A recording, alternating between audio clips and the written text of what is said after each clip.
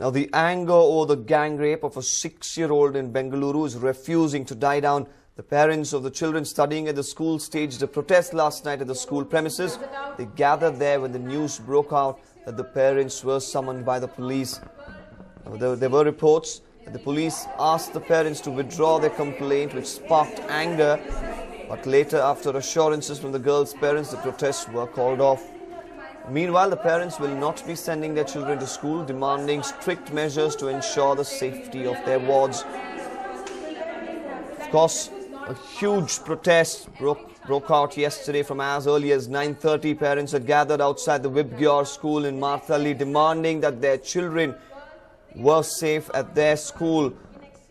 They were demanding that the management, the chairman, Mr. Rustam, come there and address all the parents and assure them that justice be done to this 6-year-old and make sure that their remaining the children at their school henceforth remain safe. Of course, Rustam did come out after a lot of ruckus was created. Gates were broken, the glass panes were broken. After all this, Rustam finally managed to come out and speak to the parents. Of course, many of them not satisfied with that. These visuals that you see on your screen are from later in the night yesterday, when the parents got to know of the fact that the victim's parents had actually arrived at the school. They suspected that the matter would be hushed up. So they went on to continue their protest later in the evening. As you see on the left side of your screens, the glass being broken. This was during the day when the parents were agitated about the fact that the chairman of the institution and a few parents having a meeting inside. The others did not know what exactly was happening. Infuriated members, some of the miscreants broke down the glass, but the parents did manage to get inside. They wanted to know what was exactly happening inside.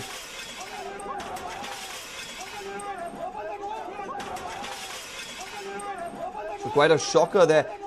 Parents taking things in their own hands. They wanted answers. They just demanded answers yesterday. They wanted their children to stay safe in the school premises.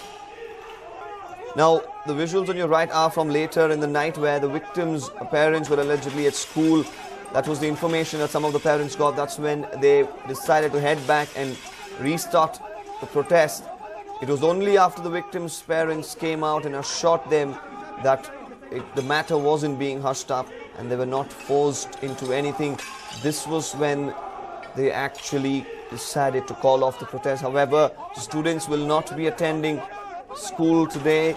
The parents have decided they will not send their ward to school until all the safety precautionary measures. They had made about 40 agendas to be followed by the school, and they have made it clear that until the 40 agendas are met, until all the safety precautions are followed, they will not be sending their ward back to the school.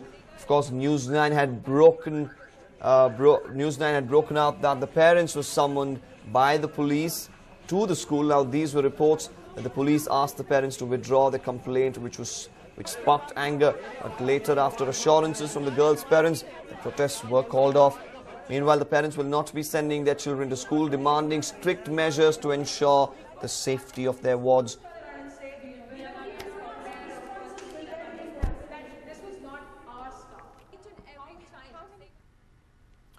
Now, hundreds of parents took to vandalism and loud protests against the alleged rape of the 6-year-old girl in Vibgyor school in Bengaluru. Now, meanwhile, the increasing crime against women in the city has also created quite a stir in social media. Take a look. This is how Bengalurians and people across the country have responded to the rape shocker at a school in the city. While some are sharing ideas to protect themselves, others are highlighting just how Bengaluru is turning into the rape capital. But the worried lot here is the parents. And one such group discussing their concerns is Mums of Bangalore. Many mothers have changed their profile pictures to a black dot, calling it the mark of shame the society faces today. There are other pages like Win Bangalore Back 2 giving opinions and ideas to protect one from such situations.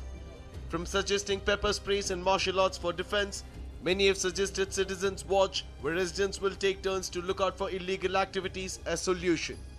But all this under strict police supervision.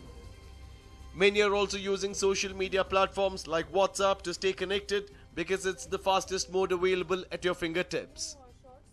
We are on WhatsApp, we are on Twitter, we are on Facebook, we are on mails. So life is actually currently running on that. And that's the fastest mode as on day to day. Anything for child safety, they say. But are Bengaluru police and private school authorities listening? From concerned mothers opting to change their profile pictures to highlight the lapse in public safety, to youngsters discussing safety issues, Bengalurians created a storm on social media platforms hoping for a change. A News9 report. Now, the incident at Vibgyor school has raised some serious questions when it comes to trusting the school management with the student safety. Now, parents who send their students to private schools in Bengaluru have a new concern to voice. Here's a report. The alleged rape of a 6-year-old girl in Vibgyor school premises has sent shockwaves across the country. Parents in the city have come forth with concerns on schools, asking them to absolve them of duties of their ward safety. Yes, these are the forms the parents are asked to sign. Parents have started getting a letter of consent in the form of a form which says that should anything happen to your child during excursions or adventures or trips or maybe anything within the school premise, or maybe even to the death of the child, the school authority would not be held responsible. I don't understand where this comes from.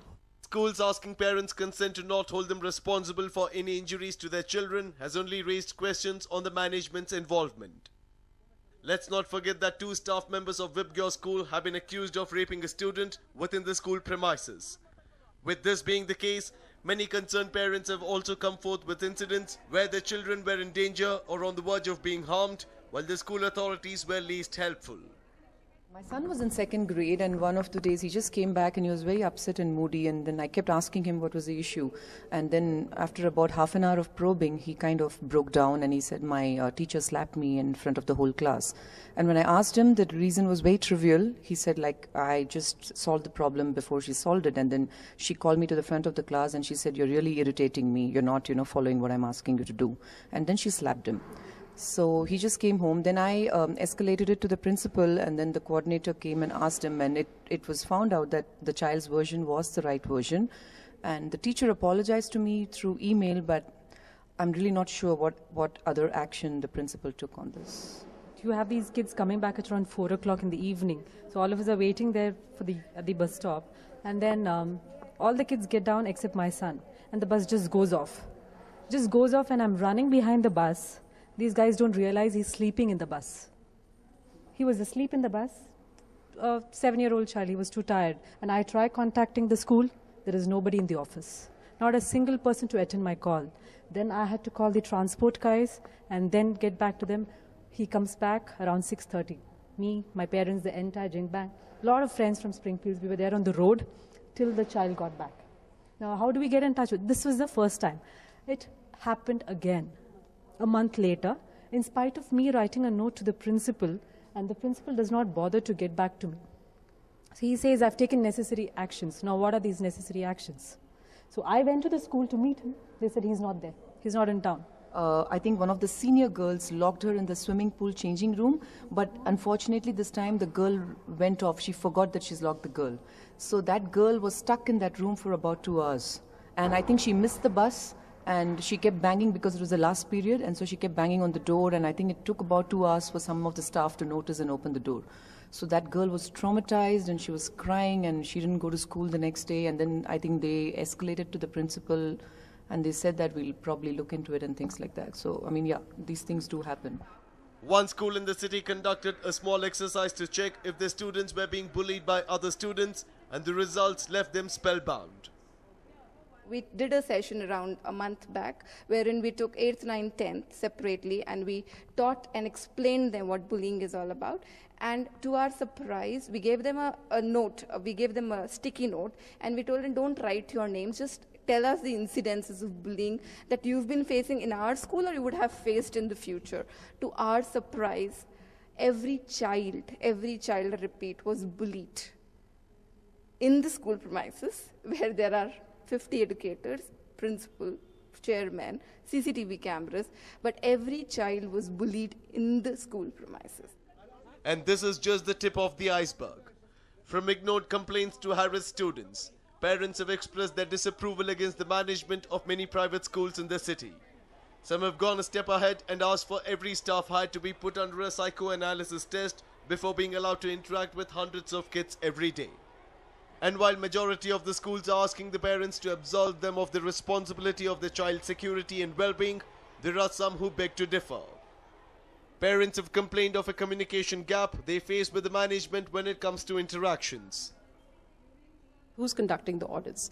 Where are the compliances? Why is the the security or the administration not coming forth and talking about gaps and loopholes? So where is it? The schools need to take responsibility that things are going wrong. I think we are looking at the principal or the school management or the authorities to come out and say, yes, there was a mistake. Yes, there are investigations happening. Yes, this needs to be addressed. Yes, your points are welcome.